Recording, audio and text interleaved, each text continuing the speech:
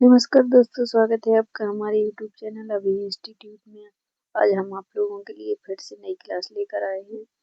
यह क्लास 4 है और आज बाल विकास के क्वेश्चन लेकर 30 क्वेश्चन फिर से लेकर आए हैं, इसलिए इनको लगाइएगा और जिसके भी जितने नंबर हो वह कमेंट में जरूर बताइएगा। चलिए तो शुरू करते हैं।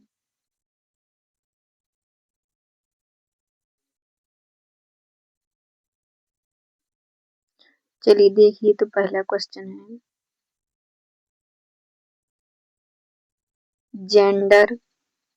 पहला दिया गया है एक आर्थिक अवधारणा है, दूसरा दिया गया है एक जैविक निर्धारक है, तीसरा दिया गया है एक मनोवैज्ञानिक सत्ता है और चौथा दिया गया है एक सामाजिक संरचना है। चलिए बताइए इसका सही आंसर क्या होगा। तो इसका सही आंसर होगा जेंडर। देखिए इसका सही आंसर होगा जेंडर एक सामाजिक संरचना है। ठीक है, चलिए अगला क्वेश्चन देखते हैं। Question number 2।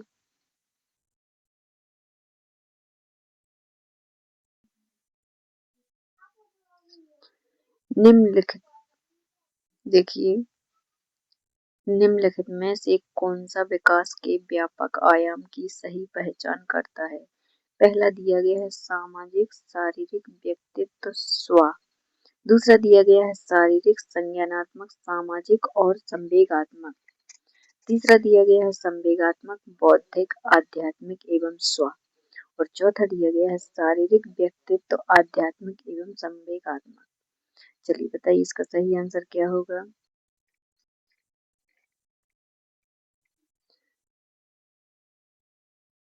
तो इसका सही आंसर हो जाएगा 2 नंबर, शारीरिक संज्ञानात्मक सामाजिक एवं संवेगात्मक। ठीक है, चलिए अगला क्वेश्चन देखते हैं। Question number 3। क्वेश्चन नंबर 3 को ध्यान से पढ़िएगा। बुद्धि के बारे में निम्नलिखित कथनों में से कौन सा सही है।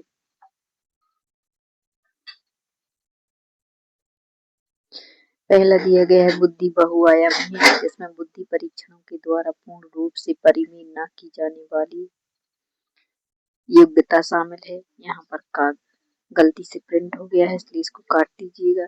दूसरा दिया गया है बुद्धि अभिसारी रूप से सोने की योग्यता है। तीसरा दिया गया है बुद्धि अनुभव के परिणाम के रूप में व्यवहार में एक अपेक्षाकृत स्थायी परिवर्तन है और चौथा दिया गया है बुद्धि एक अनुवांशिक विशेषक है, जिसमें मानसिक गतिविधियां जैसे स्मरण एवं तर्क शामिल होते हैं। चलिए बताइए इसका सही आंसर क्या होगा। तो इसका सही आंसर होगा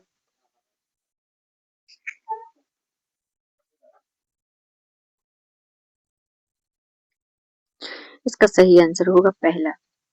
ठीक है, बुद्धि बहुआयामी है, जिसमें बुद्धि परीक्षणों के द्वारा पूर्ण रूप से परिमेय न की जाने वाली योग्यता शामिल है। ठीक है, चलिए अगला क्वेश्चन देखते हैं। Question number 4।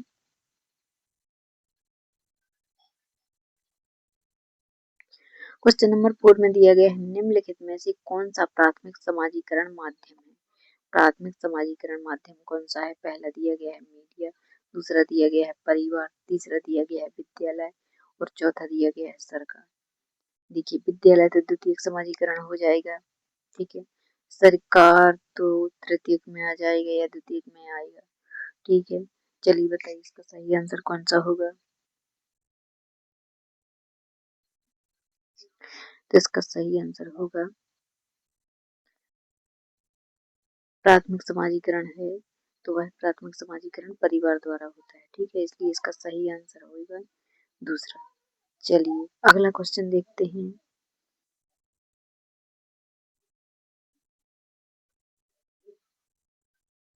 Question number 5।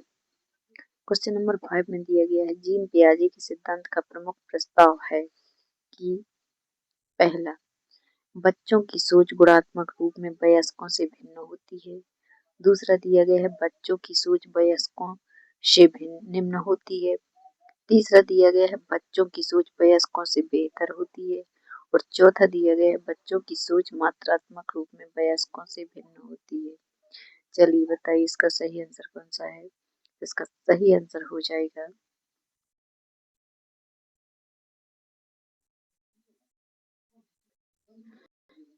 बच्चों की सोच गुणात्मक रूप में वयस्कों से भिन्न होती है। ठीक है, चलिए अगला क्वेश्चन देखते हैं। क्वेश्चन नंबर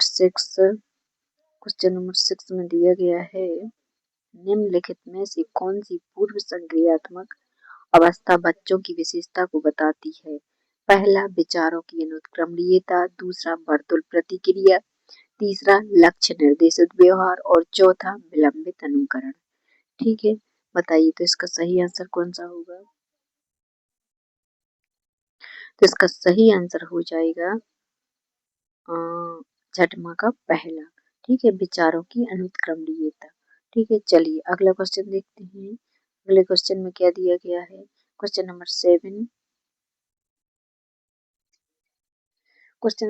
में दिया गया है, बच्चों और उनके अधिगम के संदर्भ में निम्नलिखित कथनों में से कौन सा कथन सही है? पहला दिया गया है, बच्चों को अधिगम हेतु प्रेरित करने के लिए उन्हें पुरस्कृत एवं दंडित करना होता है।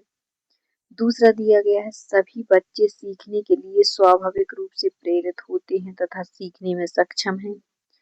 तीसरा दिया गया है, बच्चों को सीखने के लिए अभिप्रेरणा तथा सीखने के लिए उनकी क्षमता के बल आनुवंशिकता के द्वारा पूर्व निर्धारित होते हैं। इसमें कुछ मिसप्रिंट हो गया है, यहाँ पे सक्षमता लिखा है, सक्षमता है, यहाँ पर सक्षमता है और यहाँ केवल नहीं है, केवल है। क्या है? केवल। सक्षमता केवल आनुवंशिकता के द्वारा पूर्व निर्धारित है। और चौथा दिया गया है, बच्चों की सामाजिक आर्थिक पृष्ठभूमि उनकी प्रेरणा एवं अधिगम सक्षमता को निर्धारित व सीमित करती है। ठीक है, चलिए बताइए इसका सही आंसर कौन सा होगा?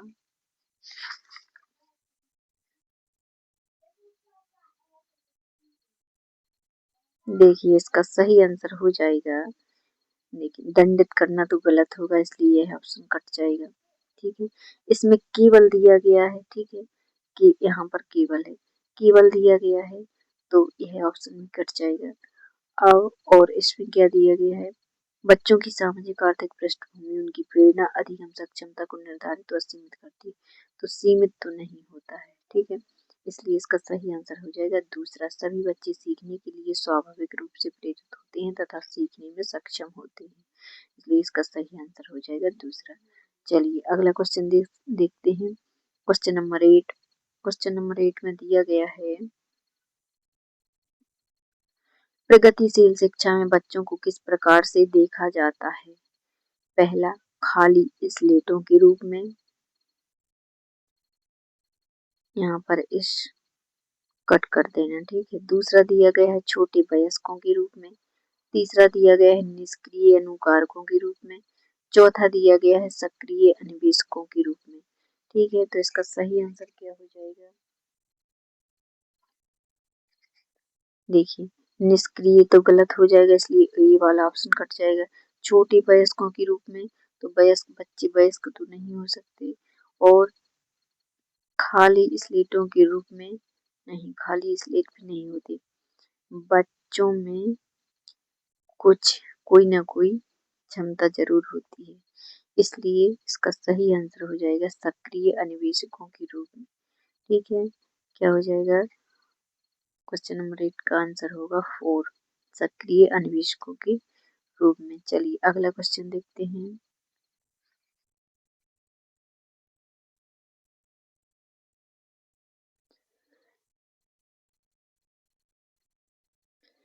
यहाँ पर यह भी मिसप्रिंट हो गया है, लाई बाय नहीं है, लियो बाय गोद सकी है। क्या है? लियो बाय गोद सकी है, यहाँ पर है। ठीक है, आप लोग नोट कर लेना, लियो बाय गोद सकी। ठीक है, यहाँ पर है, लियो बाय गोद सकी के अनुसार अधिगम एक अनुबंधित गतिविधि है, दूसरा दिया गया है एक सामाजिक गतिविधि है, और तीसरा दिया गया है एक व्यक्तिगत गतिविधि है, और चौथा दिया गया है एक निष्क्रिय संगणकीय गतिविधि। ठीक है, तो इसका सही आंसर हो जाएगा लीव वाइगोत्स्की के अनुसार अधिगम एक सामाजिक गतिविधि है, इसलिए इसका सही आंसर हो जाएगा क्वेश्चन नंबर दूसरा। चलिए अगला क्वेश्चन देखते हैं, क्वेश्चन नंबर 10। क्वेश्चन नंबर 10 में दिया गया है जीन पियाजे के अनुसार बच्चे, तो जीन पियाजे के अनुसार बच्चे को क्या करना चाहिए। पहला दिया गया है बच्चे को पुरस्कार एवं दंड के सिद्धांतों का प्रयोग करते हुए विशिष्ट तरीके से व्यवहार करना एवं सीखना सिखाया जा सकता है। ठीक है, दूसरा दिया गया है बच्चे को ज्ञान को सक्रिय रूप में संचालित करते हैं जैसे जैसे भी दुनिया में व्यवहार कौशल का प्रयोग करते हैं तथा अन्वेषण करते हैं। तीसरा दिया गया है प्रेक्षणात्मक अधिगम की प्रक्रिया का अनुसरण करते हुए दूसरों का अवलोकन करके सीखते हैं। चौथा दिया गया है बच्चे को उद्दीपन अनुक्रिया संबंधों के सावधानी पूर्ण नियंत्रण के द्वारा एक विशेष तरीके से व्यवहार करने के लिए अनुबंधित किया जा सकता है। चलिए बताइए इसका सही आंसर क्या होगा। तो इसका सही आंसर देखिए, सबसे पहले ऑप्शनों को काटते हैं। इसमें दंड दिया गया है तो यह तो नकारात्मक हो गया।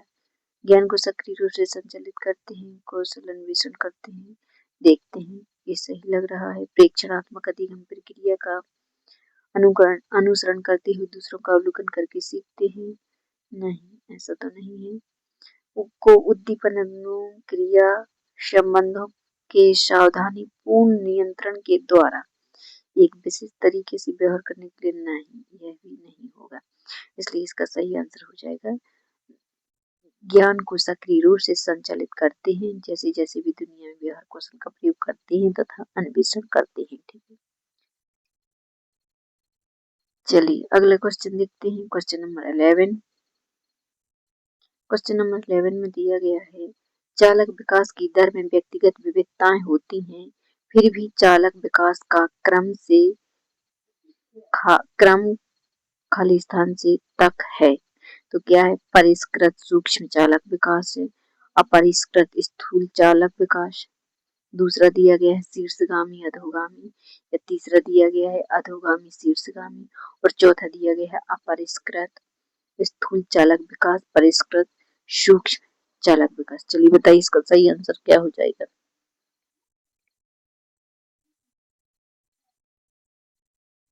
तो इसका सही आंसर हो जाएगा अपरिष्कृत स्थूल चालक विकास, परिष्कृत सूक्ष्म चालक विकास। ठीक है, यह इसका सही आंसर हो जाएगा। चलिए अगला क्वेश्चन देखते हैं, क्वेश्चन नंबर 12। क्वेश्चन नंबर 12 में दिया गया है वह अवधि जो वयस्कता, यहाँ पर भी गलत हो गया, को नहीं है, यहाँ को की मात्रा काट देना, वयस्कता के संक्रमण की पहल करती है उसे क्या कहते हैं। पहला बाल्यावस्था की समाप्ति, दूसरा किशोरावस्था की समाप्ति, तीसरा मध्य बाल्यावस्था की समाप्ति, या चौथा पूर्व क्रियात्मक अवधि।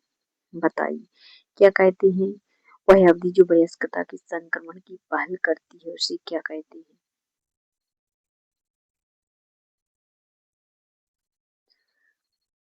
चलिए तो इसका सही आंसर हो जाएगा किशोरावस्था कहते हैं। क्या कहते हैं उसे, किशोरावस्था कहते हैं। वह अवधि जो वयस्कता के संक्रमण की पहल करती है तो उसे किशोरावस्था कहते हैं। चलिए अगला क्वेश्चन देखते हैं, क्वेश्चन नंबर 13। क्वेश्चन नंबर 13 में दिया गया है एक प्रारंभिक कक्ष में एक बालक बालिका अपने साथ जो अनुभव लाते हैं या लाती हैं, तो पहला दिया गया है उन्हें शामिल कर उनका संचय करना चाहिए, दूसरा दिया गया है उन्हें अस्वीकार करना चाहिए, तीसरा दिया गया है उसकी अपेक्षा करनी चाहिए, चौथा दिया गया है उन पर ध्यान नहीं देना चाहिए। तो क्या करना चाहिए, देखिए तो इसका सही आंसर हो जाएगा, सबसे पहले ऑप्शन को काट देते हैं, उन्हें अस्वीकार तो नहीं करना चाहिए, उसकी उपेक्षा भी नहीं करनी चाहिए, और उन पर ध्यान नहीं देना चाहिए, यह तीनों गलत हैं। तो इसका सही आंसर हो जाएगा उन्हें शामिल कर उनका संचय करना चाहिए। ठीक है, चलिए अगला क्वेश्चन देखते हैं, क्वेश्चन नंबर 14। क्वेश्चन नंबर 14 में दिया गया है, एक बच्चा तर्क प्रस्तुत करता है कि हिंज को दवाई की चोरी नहीं करनी चाहिए क्योंकि यदि वह ऐसा करता है तो उसे पकड़ा जाएगा और जेल भेज दिया जाएगा। तो उसको पकड़ा जाएगा और जेल भेज दिया जाएगा। कोहल वर्ग के अनुसार वह बच्चा नैतिक समझ की किस अवस्था के अंतर्गत आता है? पहला, सार्वभौम नैतिक सिद्धांत अभिविन्यास। दूसरा दिया गया है यंत्रीय उद्देश्य अभिविन्यास। तीसरा दिया गया है सामाजिक क्रम नियंत्रक अभिविन्यास और चौथा दिया गया है दंड एवं आज्ञा पालन अभिविन्यास।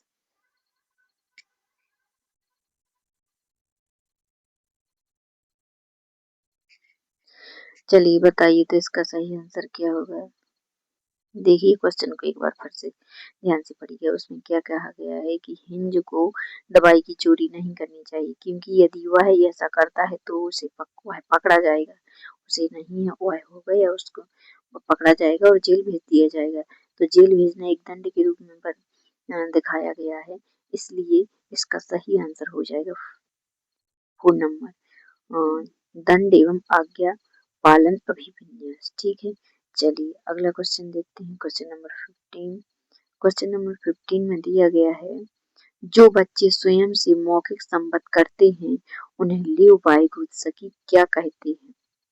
पहला दिया गया है समस्यात्मक वार्ता, दूसरा दिया गया है अहम केंद्रित वार्ता, तीसरा दिया गया है व्यक्तिगत वार्ता और चौथा दिया गया है भ्रांत वार्ता। चलिए बताइए इसका सही आंसर क्या होगा। देखिए, क्योंकि बच्चा बोल रहा है, ठीक है, और दूसरे व्यक्ति को सुनाई दे रहा है तो वह व्यक्तिगत वार्ता होगी। ठीक है, भले ही वह व्यक्ति उससे बात नहीं कर रहा है लेकिन बच्चा स्वयं से मौखिक संवाद करते हैं तो लियो वाइगुत्सकी ने उन्हें व्यक्तिगत वार्ता के रूप में बताया है। ठीक है, चलिए अगला क्वेश्चन देखते हैं। Question number 16।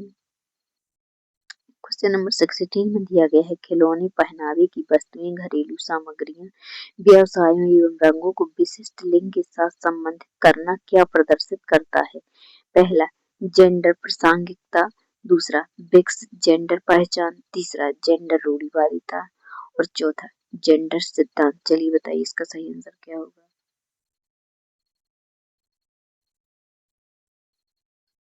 तो इसका सही आंसर हो जाएगा जेंडर रूढ़िवादिता। ठीक है, खिलौने, पहनावे की वस्तुएं, घरेलू सामग्री, व्यवसाय, रंगों को विशिष्ट लिंग के साथ संबंधित करना जेंडर रूढ़िवादिता को दर्शाता है। चलिए अगला क्वेश्चन देखते हैं। Question number 17। क्वेश्चन नंबर 17 में दिया गया है, एक शिक्षक को चाहिए कि पहला दिया गया है, यह संप्रेषित करे कि वह कक्ष में सभी संस्कृतियों का सम्मान करता है एवं महत्व देता है। दूसरा दिया गया है, वह विद्यार्थियों के बीच तुलना को अधिकतम करें और तीसरा दिया गया है, वे संस्कृतियों समुदाय के बच्चों को बढ़ावा दें। यहाँ पर वे वक नहीं है, कुछ देखिए यहाँ पर बेवक नहीं है, विशेष है। वे विशेष संस्कृतियों और समुदाय के बच्चों को बढ़ावा दें, यहाँ पर गलत हो गया है। ठीक है, इसलिए इसको करेक्ट कर लेना यहाँ। और चौथा दिया गया वह विद्यार्थियों के बीच सांस्कृतिक विभिन्नताओं तथा विविधता की अनदेखी करे। चलिए बताइए इसका सही आंसर कौन सा हो जाएगा। इसका सही आंसर हो जाएगा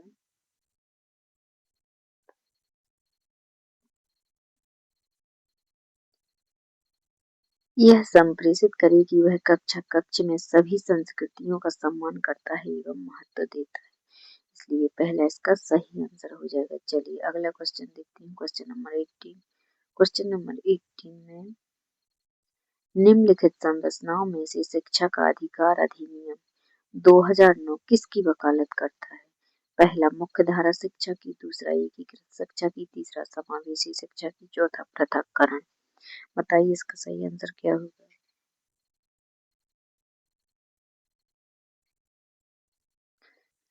देखिए ये 2009 अधिनियम है वह समावेशी शिक्षा पर जोर देता है, इसलिए ऐसा इसका सही आंसर होगा तीसरा। चलिए अगला क्वेश्चन देखते हैं, क्वेश्चन नंबर 19। क्वेश्चन नंबर 19 में दिया गया है खाली स्थान। यह विचारधारा है कि सभी बच्चों को एक नियमित विद्यालय व्यवस्था में समान शिक्षा प्राप्त करने का अधिकार हो। तो पहला दिया गया है बाहुल सांस्कृतिक शिक्षा, दूसरा दिया गया है समावेशी शिक्षा, तीसरा दिया गया है मुख्यधारा शिक्षा और चौथा दिया गया है विशेष शिक्षा। तो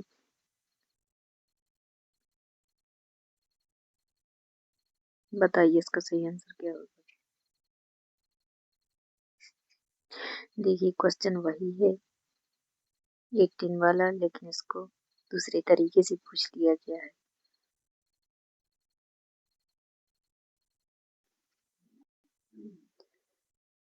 चलिए बताइए तो इसका सही आंसर क्या हो जाएगा। तो इसका सही आंसर भी समावेशी शिक्षा होगा। बच्चों को समान शिक्षा देना, नियमित शिक्षा देना, सभी प्रकार के बच्चों को एक साथ शिक्षा देना, चाहे वो विकलांग हो, दृष्टिबाधित हो, पढ़ने में सक्षम हो या प्रतिभाशाली हो या कमजोर हो, तो वह समावेशी शिक्षा कहलाती है। ठीक है, चलिए अगला क्वेश्चन देखते हैं, क्वेश्चन नंबर 20।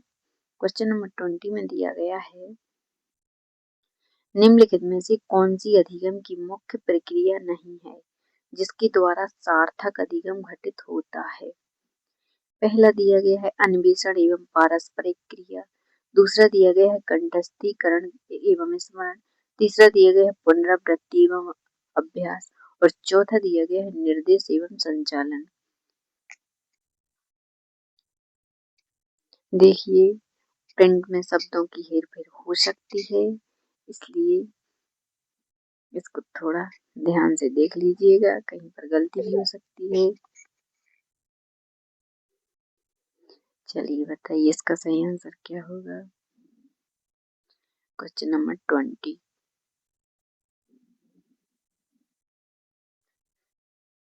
इसमें नेगेटिव बताना है। ठीक है, तो सबसे पहले ऑप्शन को काटते हैं।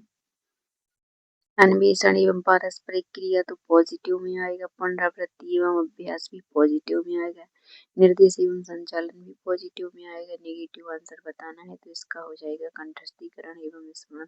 यहाँ ता की जगह था लिखना था, गलती से ता हो गया। ठीक है, इसको करेक्ट कर लेना और यही इसका सही आंसर हो जाएगा।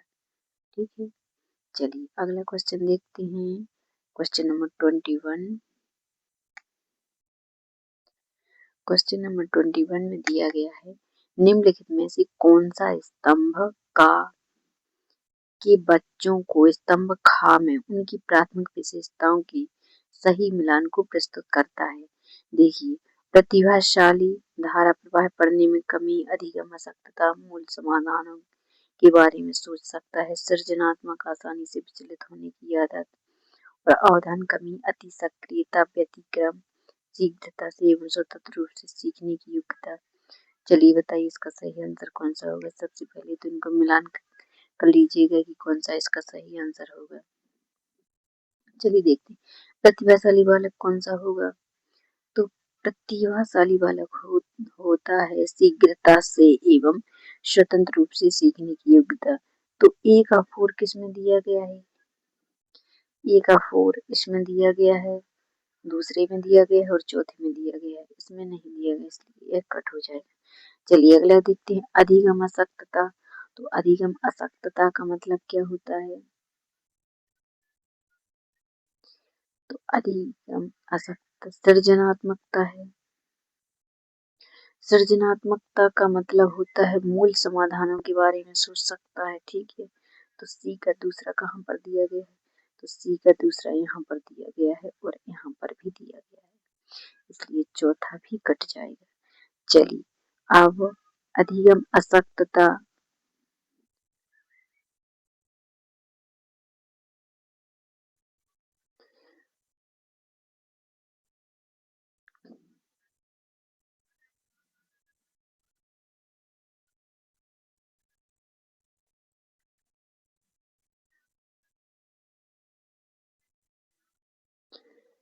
ये अधिगम अशक्तता, तो अधिगम अशक्तता होगी, धारा प्रवाह पड़ने में कमी। तो बी का पहला कहाँ पर दिया गया है? तो बी का पहला दिया गया है क्वेश्चन नंबर 3 में। और डी का होगा तीसरा, अवधान कमी, अति सक्रियता, आसानी से विचलित होने की आदत। इसलिए इसका सही आंसर हो जाएगा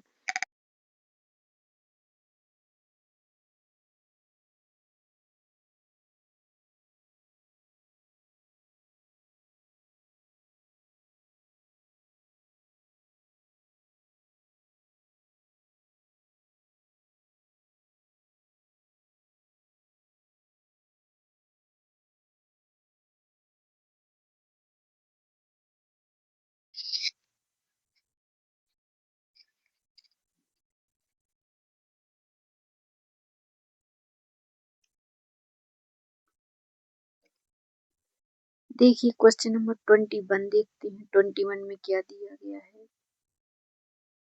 क्वेश्चन नंबर 21 में दिया गया है, निम्नलिखित में से कौन सा स्तंभ का के बच्चों को स्तंभ खा में उनकी प्राथमिक विशेषताओं के सही मिलान को प्रस्तुत करता है? तो ए प्रतिभाशाली, दूसरा दिया गया है अधिगम अशक्तता, तीसरा दिया गया है सृजनात्मकता, चौथा दिया गया है अवधान कमी, अति सक्रियता, व्यतिक्रम। तो इनका मिलान करना है और बताना है कि कौन बच्चे की विशेषता है। ठीक है, चलिए तो जल्दी से मिलान कीजिएगा।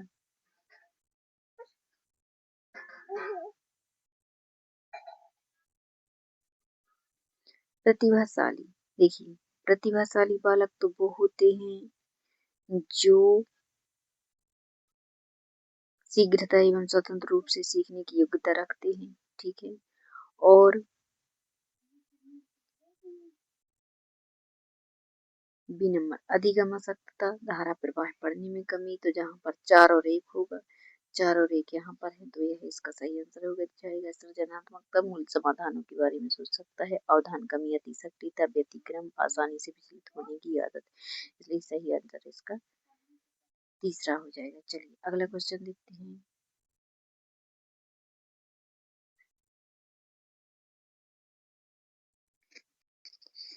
चलिए क्वेश्चन नंबर 22 देखते हैं।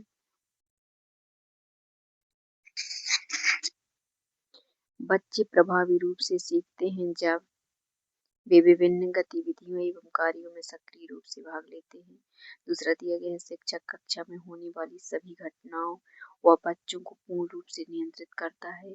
तीसरा दिया गया है वे पुस्तक में दिए गए तथ्यों को याद करते हैं। चौथा दिया गया है विषय पट्ट पर अध्यापक के द्वारा लिखे गए उत्तरों की नकल करते हैं। चलिए बताइए इसका सही आंसर कौन सा होगा? इसका सही आंसर हो जाएगा वे विभिन्न गतिविधियों एवं कार्यों में सक्रिय रूप से भाग लेते हैं। चलिए अगला क्वेश्चन देखते हैं। Question number 23। क्वेश्चन नंबर 23 में दिया गया है बच्चों को कक्षा में प्रश्न पहला पूछने से रोकना चाहिए, दूसरा पूछने के लिए प्रेरित करना चाहिए, तीसरा पूछने के लिए हतोत्साहित करना चाहिए, चौथा पूछने की अनुमति नहीं देनी चाहिए। बताइए इसका सही आंसर क्या हो जाएगा? इसका सही आंसर हो जाएगा पूछने के लिए प्रेरित करना चाहिए। ठीक है, चलिए अगला क्वेश्चन देखते हैं। Question number 24। क्वेश्चन नंबर 24 में दिया गया है संरचनात्मक दृष्टिकोण के अनुसार अधिगम खाली स्थान है। पहला अनुभव के परिणाम के रूप में व्यवहार में एक परिवर्तन होने की प्रक्रिया, दूसरा एक सक्रिय एवं सामाजिक प्रक्रिया, तीसरा एक निष्क्रिय एवं व्यक्तिपरक प्रक्रिया और चौथा जानकारी के अर्जन की प्रक्रिया। तो बताइए इसका सही आंसर हो जाए कौन सा होगा? इसका सही आंसर हो जाएगा एक सक्रिय एवं सामाजिक प्रक्रिया। ठीक है, चलिए अगला क्वेश्चन देखते हैं। Question number 25।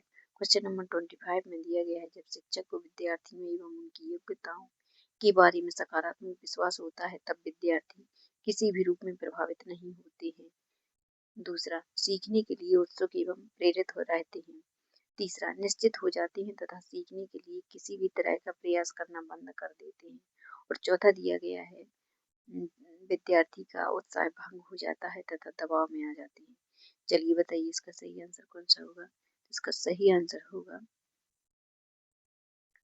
सीखने के लिए उत्सुक एवं प्रेरित रहते हैं। ठीक है, चलिए अगला क्वेश्चन देखते हैं। Question number 26। यह क्वेश्चन पहले भी करा चुके हैं। बच्चों की गलतियां शिक्षण अधिगम प्रक्रिया में महत्वहीन है। दूसरा, प्रदर्शित करती हैं कि बच्चे कितने लापरवाह हैं। तीसरा, बार बार अभ्यास करने के लिए कहकर तुरंत सुधार देनी चाहिए। और चौथा, अधिगम प्रक्रिया का एक भाग है तथा उनके विचारों को एक अंतर्दृष्टि देती है। ठीक है, चलिए तो इसका सही आंसर हो जाएगा बच्चों की गलतियां अधिगम प्रक्रिया का एक भाग है तथा उनके विचारों को एक अंतर्दृष्टि देती है। इसका सही आंसर हो जाएगा चौथा। चलिए अगला क्वेश्चन देखते हैं। Question number 27। क्वेश्चन नंबर 27 में दिया गया है मूल्यांकन को खाली स्थान। पहला दिया गया है वस्तुनिष्ठ प्रकार के लिखित कार्यों पर आधारित होना चाहिए। दूसरा दिया गया है एक अलग गतिविधि के रूप में लेना चाहिए। तीसरा दिया गया है शिक्षण अधिगम प्रक्रिया का एक भाग होना चाहिए। और चौथा दिया गया है केवल नंबरों के संदर्भ में करना चाहिए। तो इसका सही आंसर कौन सा हो जाएगा? इसका सही आंसर हो जाएगा शिक्षण अधिगम प्रक्रिया का एक भाग होना चाहिए। ठीक है, अगला क्वेश्चन देखते हैं। Question number 28। क्वेश्चन नंबर 28 में दिया गया है नीचे लिखी हुई स्थिति किस सिद्धांत को दर्शाती है? जो विद्यार्थी अच्छा प्रदर्शन नहीं कर पाते हैं वे महसूस करते हैं कि पर्याप्त रूप से अच्छे नहीं हैं और हतोत्साहित महसूस करते हैं। तब उनमें बिना प्रयास के कार्यों को आसानी से छोड़ देने की संभावना होती है। पहला, आनुवंशिकता एवं पर्यावरण से संबंधित नहीं है। दूसरा, संज्ञान एवं संवेग परस्पर संबंधित है। तीसरा, संज्ञान एवं संवेग संबंधित नहीं है। और तीसरा, चौथा, आनुवंशिकता एवं पर्यावरण अलग नहीं है। ठीक है, इनमें नंबरिंग गलत हो गई है। ठीक है, नंबरिंग सुधार लीजिएगा। चलिए बताइए इसका सही आंसर कौन सा होगा 28 का?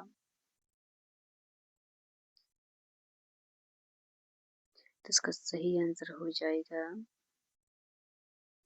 संज्ञान एवं संवेग संबंधित नहीं है। चलिए अगला क्वेश्चन देखते हैं। Question number 29। क्वेश्चन नंबर 29 में दिया गया है एक शिक्षक बच्चों को प्रभावी रूप से समस्या का समाधान करने में सक्षम बनने के लिए किस तरह से प्रोत्साहित कर सकता है? पहला, बच्चों को समस्या के बारे में सहजानुभूत अनुमान लगाने एवं बहुविकल्पों को देखने के लिए प्रोत्साहित करके। दूसरा दिया गया है पाठ्य पुस्तक के सभी प्रश्नों के व्यवस्थित तरीके से समाधान लिखकर।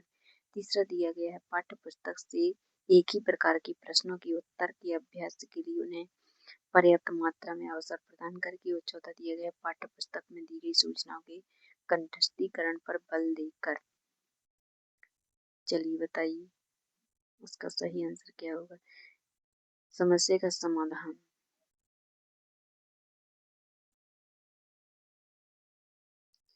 देखिए इसका सही आंसर हो जाएगा पहला, बच्चों को समस्या के बारे में सहजानुभूत अनुमान लगाने एवं बहुविकल्पों को देखने के लिए प्रोत्साहित करके। ठीक है, इसका सही आंसर हो जाएगा पहला। चलिए अगला क्वेश्चन देखते हैं। Question number 30। क्वेश्चन नंबर 30 में दिया गया है वे विधियां जिनके प्रयोग में विद्यार्थियों की स्व पहल व प्रयास शामिल है निम्न में से किसका उदाहरण है?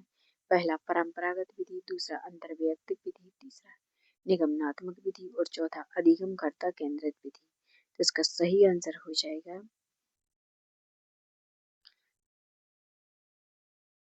अधिगम केंद्रित कर्ता विधि। ठीक है, अगर आपको हमारा वीडियो पसंद आया है तो लाइक कीजिएगा, शेयर कीजिएगा। धन्यवाद।